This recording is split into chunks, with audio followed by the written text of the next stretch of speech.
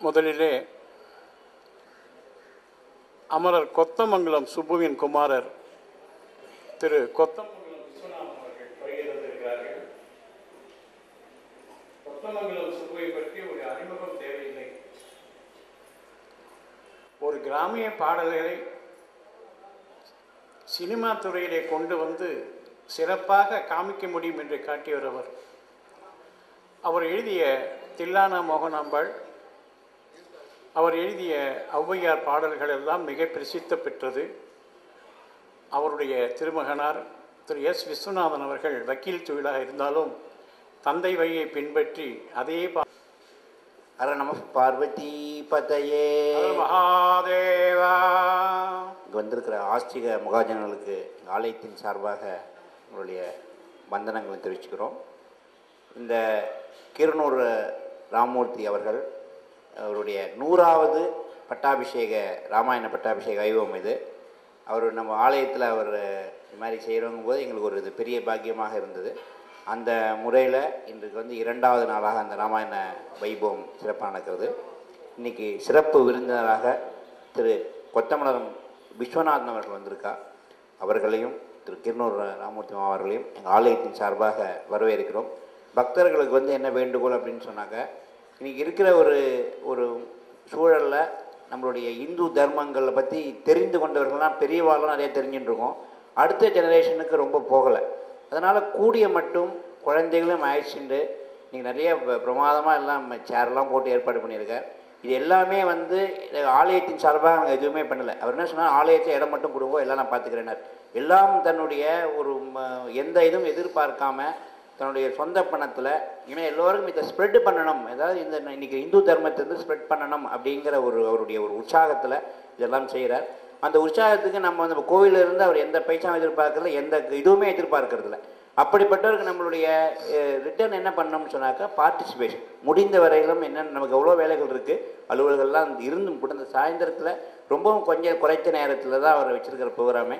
எல்லோரும் வந்து இதில் கலந்துண்டு அடுத்து வருகிற நாட்களும் பெரிய ஒரு திரளாக வந்திருந்து கலந்துண்டு இந்த வைபவத்தை சிறப்பாக நடத்தி கொடுக்கணும்னு கேட்டுக்கிறோம். நமஸ்காரம்.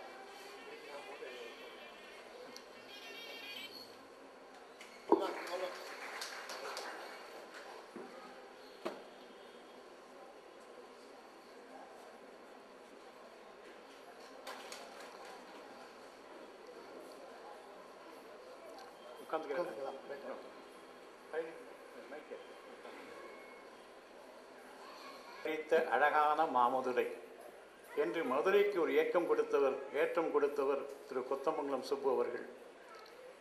இயற்கை காட்சிகளையும் கிராமிய பாடல்களையும் அவரே புனைந்து பாடி வில்லுப்பாட்டு மூலமாக மக்களுக்கு தெரிவித்து வந்த கதையும் அவருடைய சிறப்பான பாடல் காந்தி மகான் கதை. காந்தியினுடைய அதிக ஈடுபாடு கொண்டு சுதந்திர போராட்டத்திலே கலந்து கொண்ட கொத்தமங்கலம் சுப்பு அவர்கள் காந்தியை பற்றி ஒரு சிறப்பான ஒரு இசை சொற்பொழிவை நிகழ்த்தினார்கள். அந்த காலத்தில் இருந்தவர்களுக்கெல்லாம் அது நன்றாக தெரியும். இப்பொழுது அவருடைய திருமகனார் திரு கொத்தமங்கலம் விஸ்வநாதன் அவர்கள் வக்கீல தொழிலாக புரிந்து கொண்டிருந்தாலும் தந்தை வழி பின்பற்றி கொண்டிருக்கின்ற ஒரு தனையனாக இருந்து கொண்டிருக்கிறார்கள். அவருடைய வரவு எனக்கு பெரிய பாக்கியமாக கருதி இனி அவர் பாடலை துவக்குவார்.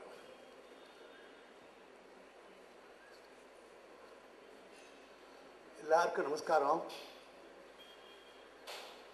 ராமாயணத்தை திண்டை ராமாயணமாக நடத்தி ஒரு பெரும் புரட்சியே செய்திருக்கிறார் கீரனூர் ராமூர்த்தி அவர்கள்.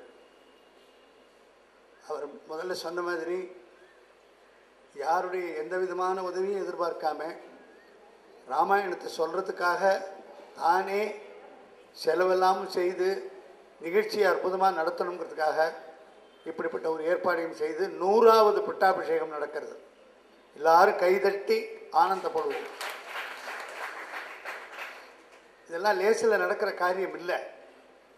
அதுக்குன்னு ஒரு உத்வேகம் உற்சாகத்தோடு அவர் பண்ணியிருக்கார். நான் கடைசியில் அவரை பற்றி பாராட்டி பேசுகிறது அதுக்கு ஒரு சான்ஸ் கேட்டிருக்கேன், அப்போ பேசிக்கிறேன். இப்போ எனக்கு கொடுத்த பணி என்னவென்றால் அவருடைய அன்பு கட்டளை. நானும் கதாகாலட்சேபங்கள் பண்ணுறவன், வில்லுப்பாட்டெல்லாம் பண்ணுறவன். நான் இங்கே இந்த இறை இசைன்னு முதல்ல ஒரு தெய்வ பாட்டுகள் பாடணும்னு சொல்ல பொழுது அதற்கு நான் எதற்காக ஒத்துக்கொண்டு வந்தேன் என்றால் அந்த அன்புக்கு கட்டுப்பட்டு. அது ஒரு வாய்ப்பு, ரொம்ப பெரிய வாய்ப்பு. இன்னைக்கு இந்த கோயிலை பார்த்தது எத்தனையோ முறை நங்கநல்லூருக்கு வந்திருக்கிறோம். வந்தபடி இதுவே பெரிய சிட்டி ஆஃப் டெம்பிள்ஸ். இது இங்கே இருக்கிற ஒவ்வொரு கோயிலை பார்க்கறதுக்கே ஒரு வருஷம் ஆகும் நமக்கு. இருந்தாலும் இந்த கோயிலுக்குள்ளே இதுவரையில் நுழையும்படியான பாக்கியம் கிடைக்கலையே அப்படி என்ற எண்ணம் எனக்கு தோன்றித்து. இந்த கோயிலுக்குள்ளே வந்த உடனே எத்தனை பெரிய கோயில், அம்பாள் நிற்கிறா, எப்படி நிற்கிறா. இங்கே வந்த உடனேயே இனிமேல் முடிஞ்ச அன்றைக்கி சனி ஞாயிறில் இங்கே ஓடி இங்கே வந்துட்டு போகலாங்கிற ஆர்வமும் ஆசையும் வந்திருக்கு. ஆகையினாலே இந்த வாய்ப்பை ஏற்படுத்தி கொடுத்த ராமூர்த்தி அவர்களுக்கு நன்றியை சொல்லி, ஏதோ கொஞ்ச நாள் நல்லதை நினைப்போமே, நல்லதை பாடுவோமே. குத்தமங்கலம் சுப்பு அவர்கள் ஒருவர் சொன்னார், காந்தி மகான் கதை பாடிய சுப்பு மகான் என்று. அப்படிப்பட்ட பெரியவர் என்னுடைய தந்தையார். I am a hero worshipper and my hero is my father. அவருக்கு ஒரு பிள்ளை மட்டுமல்ல, நான் அவருடைய சிஷ்யன். வாழ்க்கையிலே இன்று அவருடைய 100ஆண்டு விழா இந்த வருஷம். அதில் இல்லாமல் நடக்கிற பொழுது நீங்கள்லாம் வந்திருந்து கலந்து கொள்ள வேண்டும் என்று இப்போவே நான் இன்விடேஷன் கொடுத்துட்றேன்.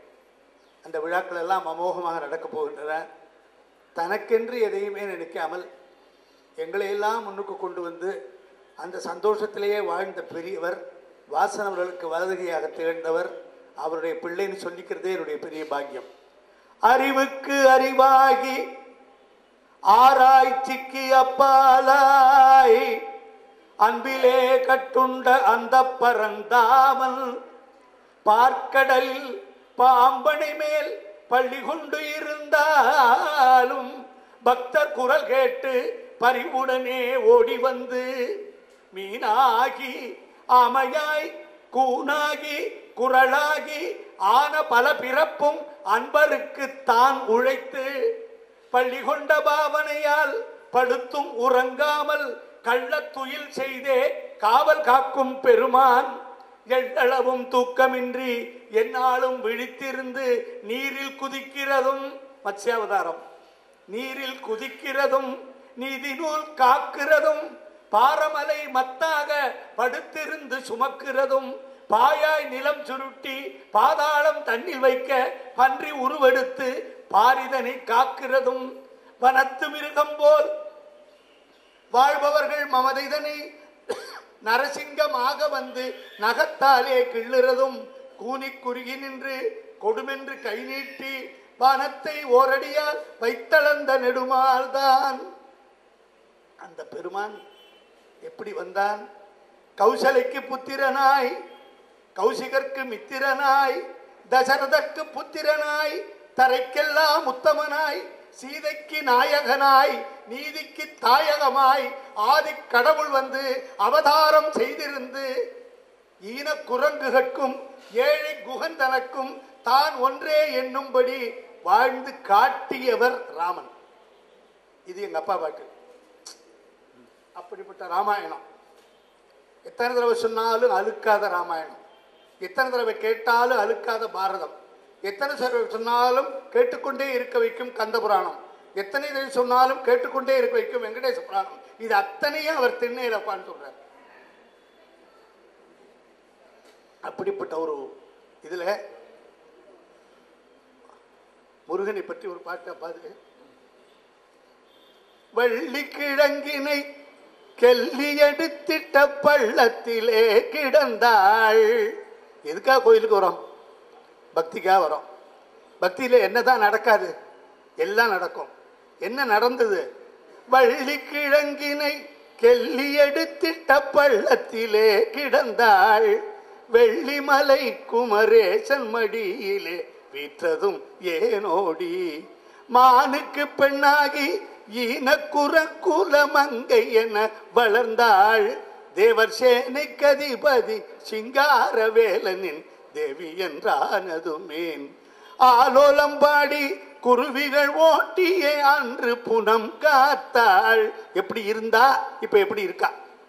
ஆலோலம்பாடி குருவிகள் ஓட்டிய அன்று புனம் காத்தாள். இன்று மாலோன் மருகனின் மனைவி என்றானதும் மறைகள் புகழ்வதும் ஏன்? காக்கை குருவியை கல்லெறிந்தோட்டிய காத்து கிடந்தவளை இப்போ காத்து கிடக்குது நீலமயில் அவள் காலடி பக்கத்திலே. கூடைமுறம் கட்டி கோண கொண்டையிட்ட குரத்தி மகளுக்குத்தான் பட்டில் ஆடையும் கிரீடமும் அருகால பூஜையும் ஆலயமும் ஆச்சு. இப்படி எல்லாம் வந்தது.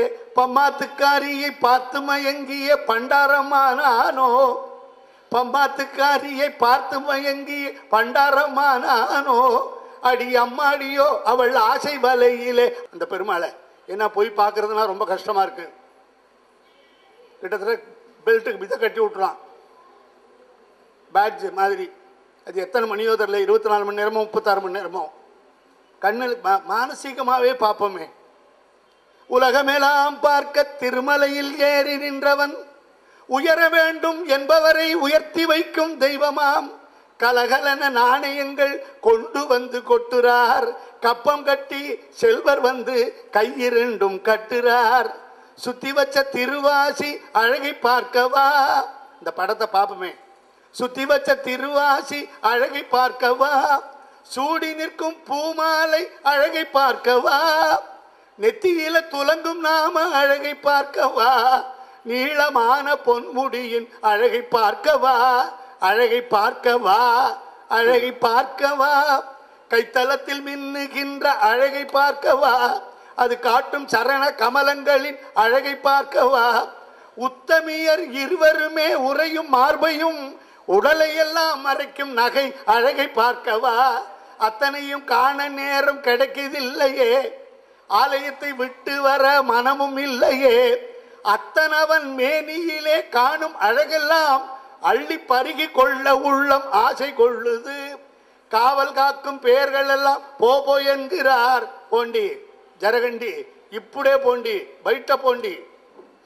அங்க போனா யாரு போண்டி இல்ல. காவல் காக்கும் பெயர்கள் எல்லாம் போ என்கிறார். காத்து நிற்கும் பக்தர் கூட்டம் முதுகை முட்டுது.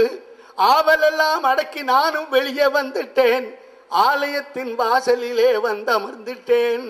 ஆயிரக்கணக்கான பேர் சின்ன ஆரோரு டப்பாலேருந்து பிரிட்டானியா டப்பா ஒரு பெரிய டின் வரையில உண்டியலை சேர்த்து பகவானுக்கு கொண்டு வந்து ஒரு முறையாவது பார்ப்போம் என்று ஆசைப்பட்டு வருகிறார்கள். ஆகையினால நமக்கு மாத்திரம் தரிசனம் வேணும்னு ஆசைப்படக்கூடாது. அப்ப நினைக்கிறேன், ஆலயத்தின் வாசலிலே வந்து அமர்ந்துட்டேன். வெண்டாமரைக்கன்றி நின் பதம் தாங்கவன் வெள்ளையுள்ள தண்டாமரைக்கு தகாதுகளோ என்று குமரன் பாடினானே. நீ வந்து என்னுடைய மனதிலே விட்டிருக்க மாட்டாயா? What qualification you want? என்ன வேணும் உனக்கு? ஆஃப்டர் ஆல் 7 ஹில்ஸ், 7 மலை தானே நான் தரேன். காம முதல் 6 குணங்கள் 6 மலைகளாம். என் கர்ப்பம் வளர்க்கும் ஆணவம் ஓர் மலையுமானதாம். மாமலைகள் 7 எந்த மனதில் இருக்குது. மாதவனே ஐயா மாதவனே நீ வந்து அதன் மேல நின்றுடு. இந்த வாய்ப்புக்கு நன்றி, நமஸ்காரம்.